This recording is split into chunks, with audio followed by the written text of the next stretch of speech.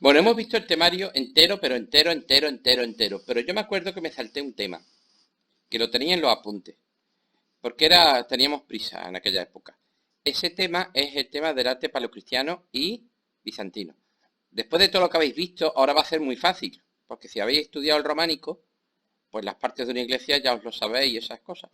Pero vamos a ver un poquito de arte paleocristiano. No os vaya a caer en selectividad algo de arte paleocristiano. Es muy raro porque no suele caer. Pero cuidado.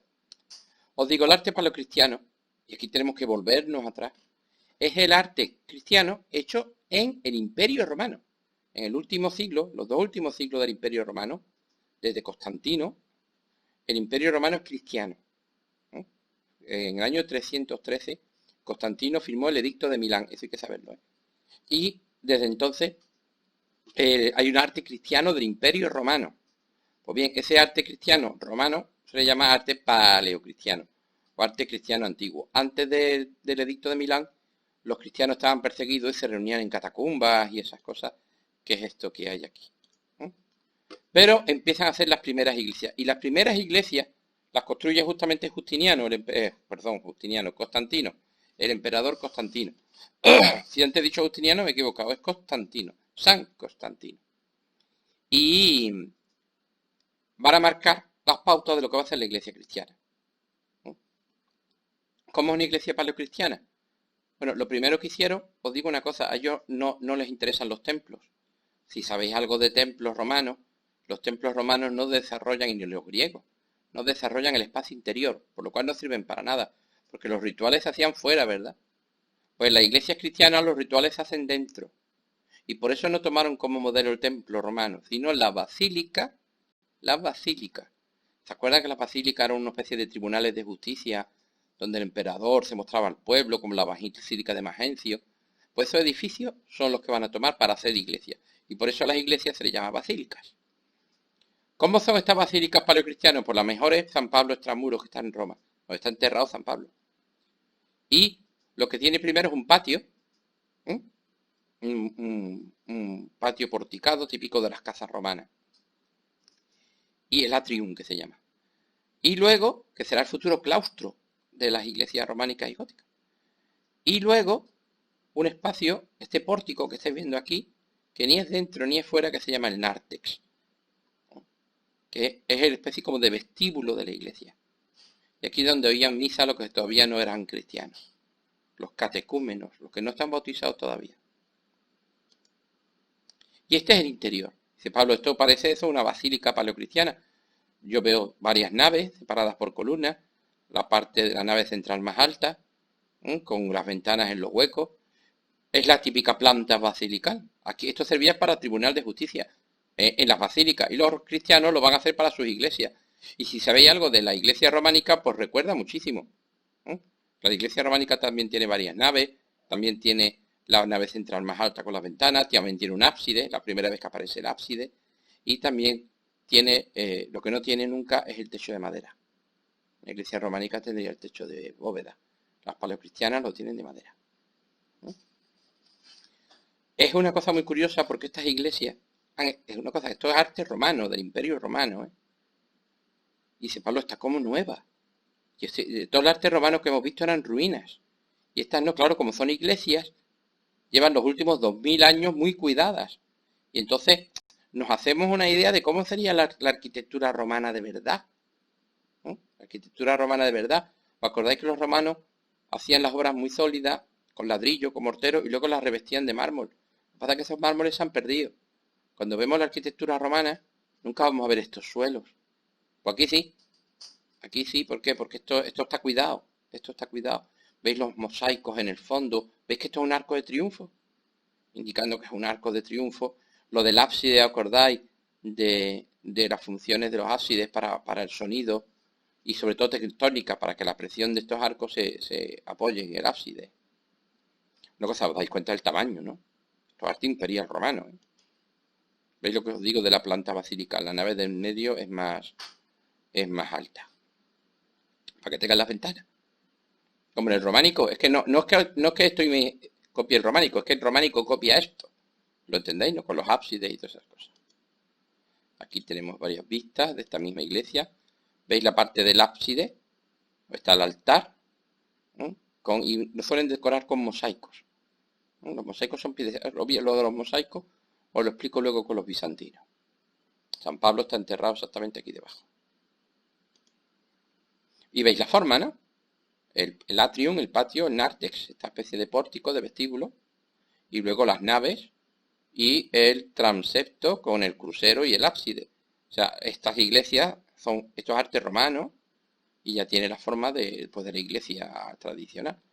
Las más famosas, pues San Pablo Extramuros, Santa María la Mayor y la que va a ser más importante, San Pedro del Vaticano. Lo que pasa es que San Pedro del Vaticano no se conserva, es esta.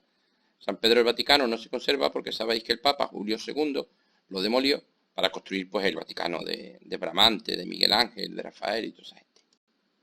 Este es el Vaticano, aquí estaba el antiguo Circo de Calígula donde fue crucificado San Pedro.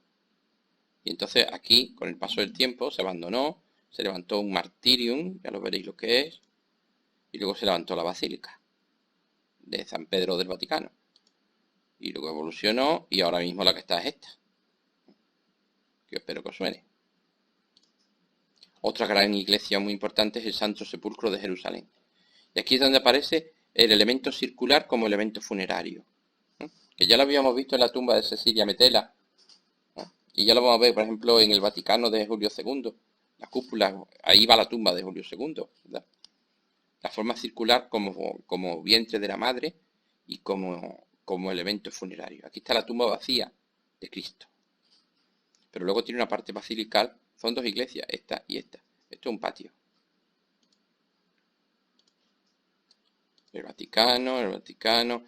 Las iglesias, hay otro tipo de iglesia paleocristiana, que es la iglesia funeraria. Y eso se llama martirium. En plural, martiria. Porque ahí está enterrado un mártir. Los cristianos le tenían mucho rollo a los rollos funerarios. Y por eso, como os he dicho, los martiria, en plural, son circulares, son iglesias de planta centralizada, porque se da vueltas en torno a ellas. Tienen un pasillo que se llama deambulatorio. Se llama deambulatorio porque tú lo que haces es... Esto no está hecho para dar misa aquí, sino para que tú entres y reces dando vueltas a la tumba del santo pidiéndole lo que sea, al santo que está enterrado aquí dentro. El más famoso es el mausoleo de Santa Constanza, que es este. Aquí lo tenéis. ¿Entendéis? Santa Constanza, hija de Constantino, está aquí enterrada. Y tú lo que hacías es dar vueltas alrededor, rezando a esto. Estas iglesias funerarias y centralizadas, eso van a ser los dos tipos de iglesias que hay, con la planta basilical. O son iglesias en forma de cruz, o son iglesias centralizadas. Los baptisterios también son centralizados. El deambulatorio, que es esto, se cubre con lo que se llama una bóveda de anillo. Porque recuerda, pues eso, un anillo, ¿no? Los baptisterios, digo, también, los baptisterios donde se bautiza a la gente, también son centralizados. Este es el de San Juan de Letrán. Esta es Santa María in Cosmedin. A mí del arte paleocristiano me gustan muchísimo los suelos. Los suelos son una maravilla. Aquí es otra, ¿veis lo que os digo? Recuerda mucho, claro, la arquitectura de Brunelleschi, las iglesias de Brunelleschi. Es que las iglesias de Brunelleschi están copiando esto. Santa Sabina. Y el arte paleocristiano también tiene las imágenes, pero esto no lo pasamos.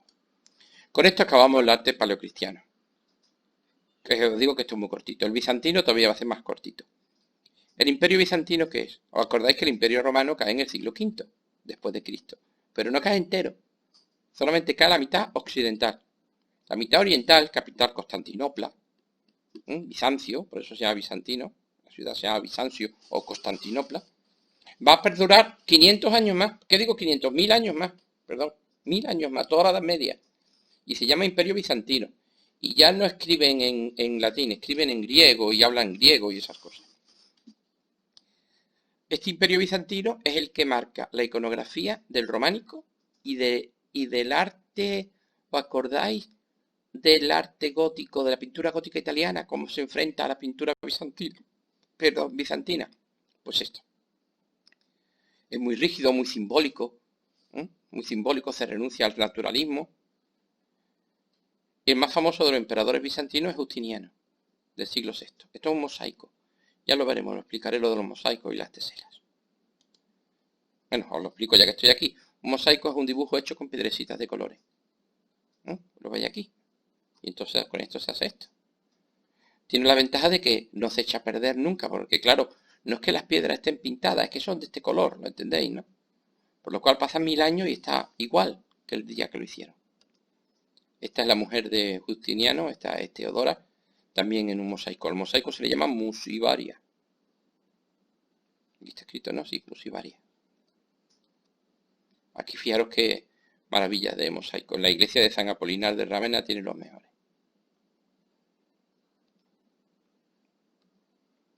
Pero en verdad, si yo estoy haciendo un vídeo sobre los bizantinos, es por la arquitectura, porque los bizantinos inventaron una cosa que los romanos no conocían. Vamos a ver, los romanos sabían perfectamente lo que era una cúpula. El Panteón de Agripa podría hacer el efecto perfecto. Pero los romanos solamente sabían construir una cúpula sobre un tambor cilíndrico.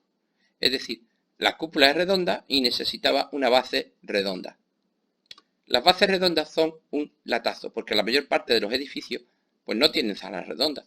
Y articular un edificio redondo sobre otro más grande, poner una parte redonda a un edificio que es básicamente rectangular, es un latazo. Por eso las cúpulas no se adaptaban bien a las iglesias, por ejemplo. Hasta que los bizantinos descubrieron las cúpulas sobre pechinas.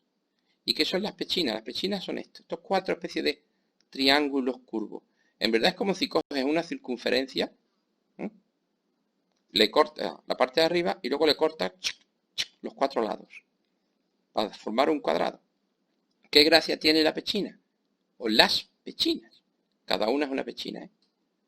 Porque por aquí es circular, pero por la base es cuadrada. Tú puedes poner entonces una cúpula redonda sobre una base cuadrada. Si veis San Pedro del Vaticano o la cúpula de Miguel Ángel de Brunelleschi en la Catedral de Santa María de las Fiores, pues son eso, son cúpulas sobre pechinas. Y esta es la gran aportación de los bizantinos que no tenían los romanos. Hay otra cosa muy bizantina que es esta pieza de aquí, el cimacio, pero eso es otra historia. ¿Qué edificios tenéis que conocer? Pues la gran catedral que construyó el emperador Justiniano, el de que acabamos de ver, en Constantinopla, que se llama Santa Sofía, la Santa Sabiduría. Olvidaros de los 4 minaretes turcos. Es que luego cuando los turcos conquistaron Constantinopla, le pusieron 4 alminares. Esto no estaba. La hicieron unos arquitectos que se llamaban Isidoro de Mileto y Artemio de Tralles. Hicieron una cosa maravillosa, una cúpula gigantesca, una cúpula gigantesca, con un espacio, con otras 2 medias cúpulas, para ayudar a soportar la tensión y crear la nave. El altar está aquí, ¿lo entendéis, no?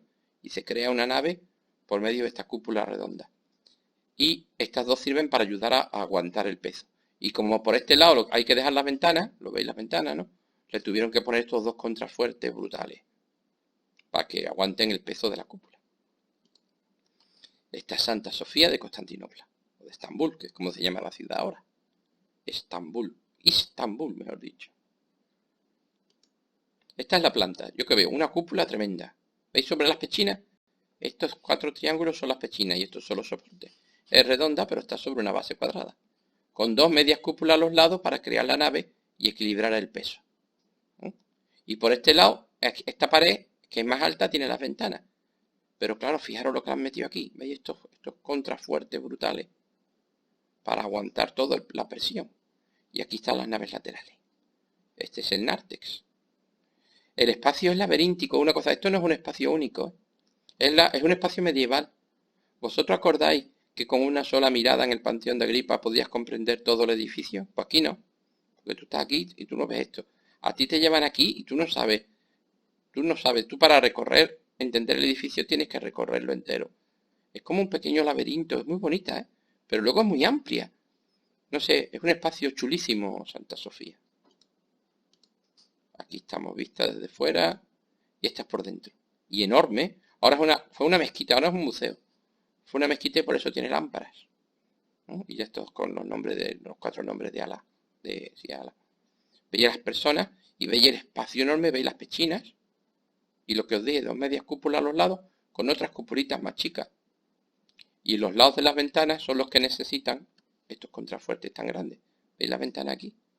Y los contrafuertes tan grandes por el otro lado. El espacio es fastuoso. O sea, además el juego de la luz es increíble, es precioso, y con los techos totalmente decorados por mosaicos dorados. O sea, es impresionante. Es una obra impresionante, pero no tiene un espacio único. Tú no sabes lo que hay por aquí y por aquí. Y el edificio sigue, ¿eh? El edificio sigue. Aquí lo tenéis, estos son los textos. Estas son las típicas lámparas de mezquita. No se tocan con la mano, tranquilo que no te vas a dar con ellas en la cabeza. Es enorme. De bizantino también es muy famoso por sus mosaicos. ¿Veis los mosaicos que están aquí?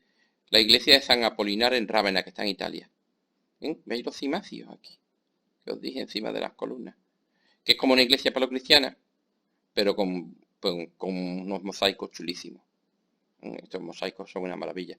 Es la primera vez que aparecen estos tres: Melchor, Gaspar y Baltasar, los Reyes Magos. Y hay otra iglesia que es San Vital, que es centralizada. Esta iglesia centralizada también es muy chula. De hecho, los mosaicos que enseñé antes de Justiniano y esas cosas están aquí en estos lados. Aquí están. Aquí están el de Justiniano y el de Teodora. El arte bizantino tiene mucha influencia en Italia. Por ejemplo, la Catedral de San Marcos de Venecia es de estilo bizantino. Y en Rusia, la Catedral de San Basilio en Moscú tiene estilo bizantino. En mi opinión es hortera y kitsch como la muerte, ¿no? Parece una especie de árbol de Navidad, parecen bolas de Navidad. Pero tiene su gracia, oye, la arquitectura pintada tiene su gracia. Y ahora sí que Pablo puede decir que os lo ha dado todo. Todo.